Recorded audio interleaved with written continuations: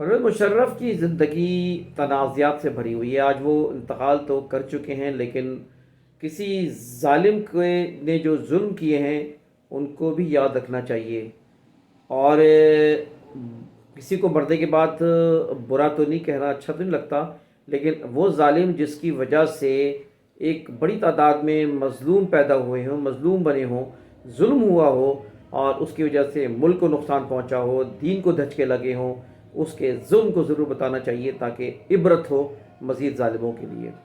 اور جو موت مری ہے، جو موت آئی ہے، وہ بھی ایک عبرتناک موت ہے.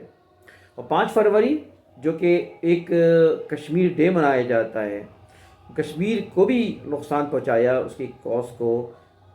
پرویز مشرف ہی وہ تھے جنہوں نے لال مسجد کو میں گولیوں سے بھون ڈالا ان معصوم خواتین کو، لڑکیوں کو، کہ جو کہ حافظ قرآن تھی، جن کے سینوں میں قرآن حفظ تھا.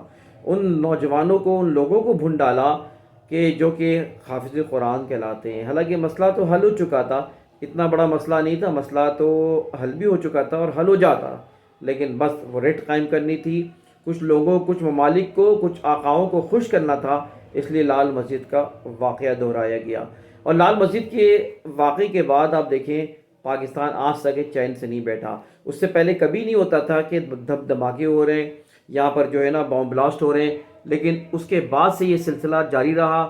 بام بلاسٹ کا اور دھماکوں کا سلسلہ مسلسل ہوتے رہے اور آج تک یہ سلسلہ جاری ہے. یہ انہی مظلوموں کی بد دعائیں تھیں، انہی حفاظ کی دعائیں، بد دعائیں تھیں. میں کیا سمجھتا ہوں کہ جن کو جو ہے بے قصور مار دیا گیا.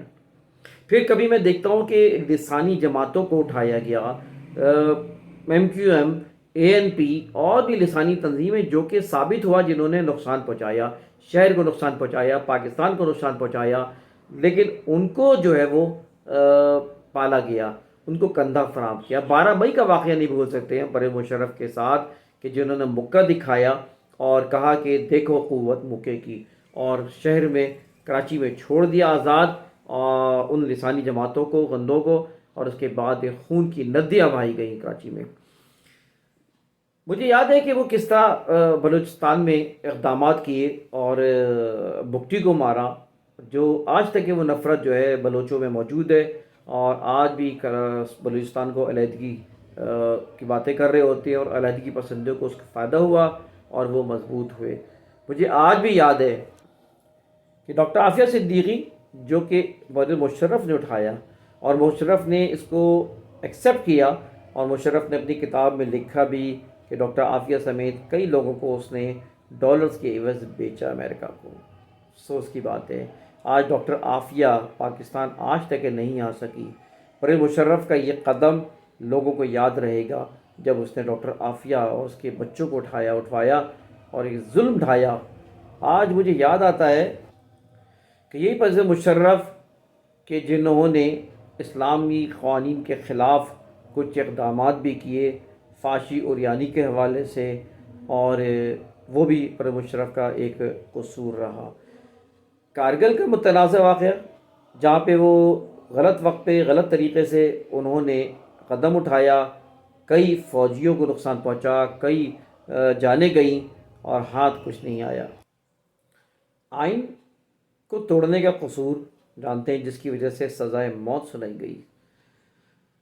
کیونکہ پاکستان کو کئی ایسے نقصانات سے دوچار ہونا پڑا، اور سب سے بڑا نقصان ایک اور، جسے ہم کہتے ہیں کہ یو ٹرن لیا. امریکہ کے ایک کال پر اس نے یو ٹرن لیا اور اپنی سرحدیں، اپنی چیزیں جو ہیں وہ ان کے حوالے کر دی. آج جو سوزش برپا ہے، آج جو دہشت گردی ہو رہی ہے، اس کی اصل وجہ پرویز مشرف ہے. افغانستان میں جو کچھ ہوا، افغانستان میں ایک جیتی ہوئی جنگ ہم ہارے، وہ اس کا بھی قصور پرویز مشرف کو ہے. امریکہ کو کا ساتھ دیا، کندھا فراہم کیا، پاکستان کی ایک بڑی رقم خرچ ہوئی، اور پاکستان جو ہے نا آج تک اس کی وجہ سے مقروض ہے، اور آج تک وہ بم بلاسٹ، اور آج تک وہ جو ہے دہشت گردی ہمارے سر پہ مسلط ہے. یہ غلط نہیں ہوگا کہ وہ چیف ایگزیکٹو نہیں، ڈکٹیٹر تھے. طویل کیا اپنی اپنی جو ہے وہ اقتدار کو طویل کرتے چلے گئے، دھوکہ دیتے چلے گئے کہ آج الیکشن کروائیں گے، کل میں لباس اتار دوں گا، کل میں وردی اتار دوں گا، لیکن یہ وردی نہیں اتر سکی، اور بالآخر قوم جو باہر آ گئی، قوم نے جو شور مچایا، اور اب وہ ڈر کے پھر وہ اس نے اقتدار چھوڑا، ورنہ اس کا ارادہ نہیں تھا۔ پاکستان کو میں سمجھتا ہوں کہ صدیوں پیچھے کر دیا پرویز مشرف نے۔ آج پاکستان کا جو حال ہے اس میں ایک بہت بڑا قصور پرویز مشرف کا ہے۔ گو کہ پرویز مشرف کے بعض اقدامات کو سراہا جا سکتا ہے، کہا جا سکتا ہے۔ مثال کے طور پہ انہوں نے کراچی میں نعمت اللہ خان ایڈوکیٹ، جنہوں نے ایک بڑی ایک کامیابی حاصل کی شہر کو بنانے میں، اس میں پرویز مشرف کے بھی سپورٹ تھی، اور مشرف صاحب کے سامنے وہ آئیڈیا رکھا تھا اسٹیک ہولڈرز کا، کہ جس نے 4 ارب کا بجٹ جو ہے وہ 29 ارب تک پہنچا دیا تھا۔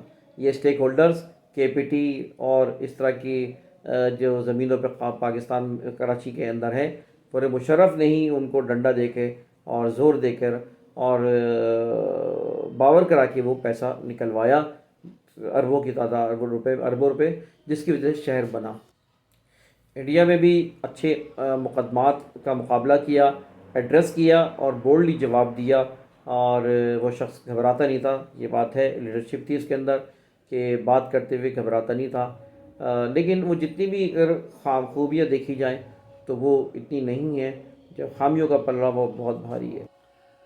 فوج کو بھی اگر بدنام کیا تو پرویز مشرف نے بدنام کیا، کیونکہ مجھے نہیں لگتا کہ فوج مجموعی طور پہ اس بات کی حامی تھی کہ جو اقدامات پرویز مشرف کرتے چلے گئے وہ میرے خیال میں فوج بھی یکسو نہیں ہوئی ہوگی۔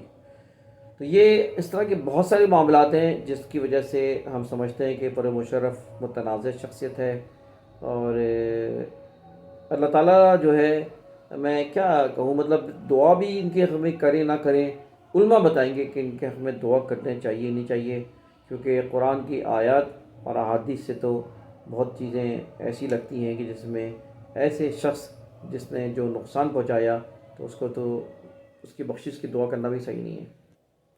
اور پھر کئی مظلوموں کو آج سکون ملا ہوگا جب مشرف کی انہوں نے خبر سنی ہوگی، ان لوگوں کو سکون ملا ہوگا، راحت ملی ہوگی کہ جن کے گھروں سے جنازے اٹھے، جن کی لاشیں اٹھی ہیں، آج ان کو شاید سکون ملا ہوگا۔ شاید سکون بھی نہ ملا ہو، اس لیے کہ وہ تو طبعی موت مر گئے، لیکن دنیا میں اس کو عبرت نہ مل سکی۔ اللہ تعالیٰ کیا جو بھی حساب ہوگا ہوگا، لہٰذا مظلوموں کی جو ہے وہ داد رسی ہمیں کرنا چاہیے، اور آنے والے حکمراں کو سبق حاصل کرنا چاہیے کہ پرویز مشرف کا کیا حشر ہوا، کیا کر لیا، کیا لے کے گیا وہ اس دنیا سے، اور پاکستان کو جو صدیوں پیچھے کر دیا، آج اللہ تعالیٰ ہمیں اس کو واپس لانے کی ہمت و توفیق دے۔ اور آج جو پاکستان میں جو حال ہوا ہے اس میں بہت بڑا حال جو وہ جو ہے بہت بڑی جو ہے نا وہ قصور جو ہے وہ پرویز مشرف کا ہے۔ انتخاب سوری کو اجازت دیجیے، اللہ حافظ۔